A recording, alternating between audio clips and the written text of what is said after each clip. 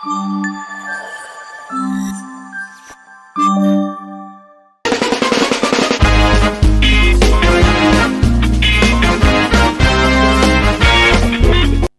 Hello, నమస్తే. తప్పులు చేయని మనిషి ఉండడు. చిన్న తప్పైనా చేస్తాడు. కానీ మొగుడు చిన్న తప్పు చేస్తే అది పెళ్ళాం దృష్టిలో భయంకరమైన నేరం చేసినట్టు. అంతే. మొగుడు పాపం చాలా కష్టపడుతుంది పెళ్ళాం. ఏదో హెల్ప్ చేద్దాం అనుకుని వంటగదిలోకి వెళ్తాడు. అంతే. వచ్చాడన్నమాట.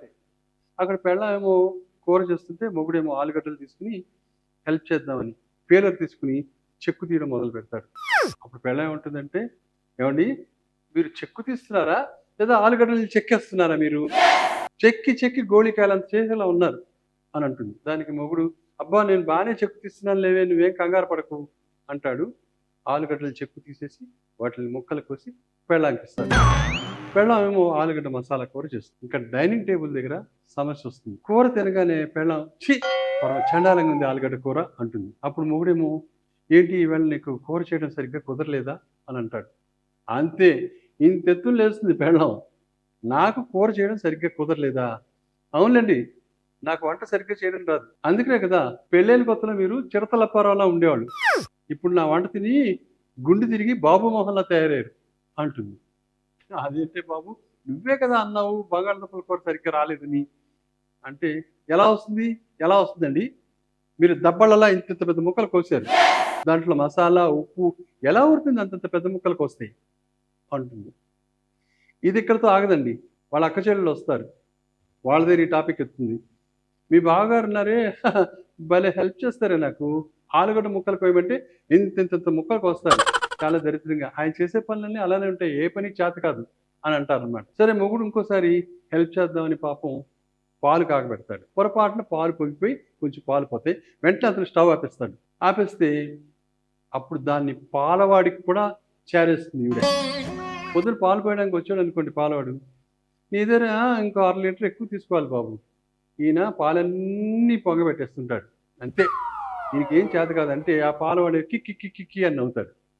ఈవిడ అన్నందుకు కాదు, వాడు అలా నవ్వినందుకు ఈ మొగుడికి చాలా కోపం వస్తుందన్నమాట. సరే, ఇలా అన్న ఆవిడ ఏం చేస్తుంది, ఒకసారి పాలు తను కాస్తున్నప్పుడు పాలు స్టవ్ మీద పెట్టేసి మొబైల్ చూసుకుంటూ కూర్చుంటుంది. వాట్సాప్లో మెసేజ్లు అన్నీ చూసుకుంటూ ఉంటుంది. మెసేజ్లకి రిప్లైలు ఇస్తుంటుంది.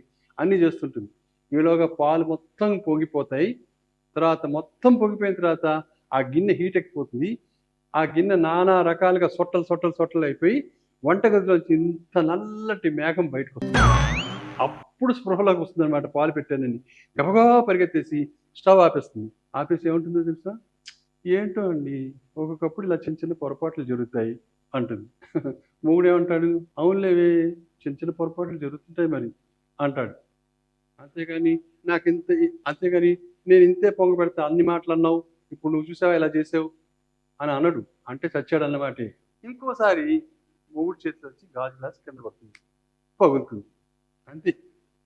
ఏంటండి, గాజు గ్లాస్ కింద పడేశారు, మీకు ఈ మధ్య నరాల వీక్నెస్ కానీ ఏమైనా వచ్చిందా అని అడుగుతుంది.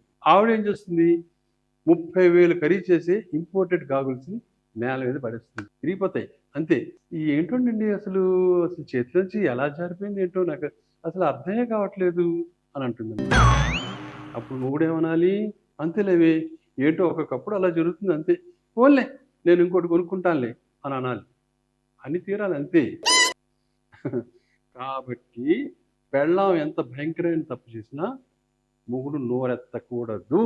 కానీ మొగుడు మాత్రం చాలా జాగ్రత్తగా ఉండాలండోయ్. పెళ్ళాం దగ్గర ఇంత తప్పు కూడా జరగకుండా చూసుకోవాలి. తెలిసిందా?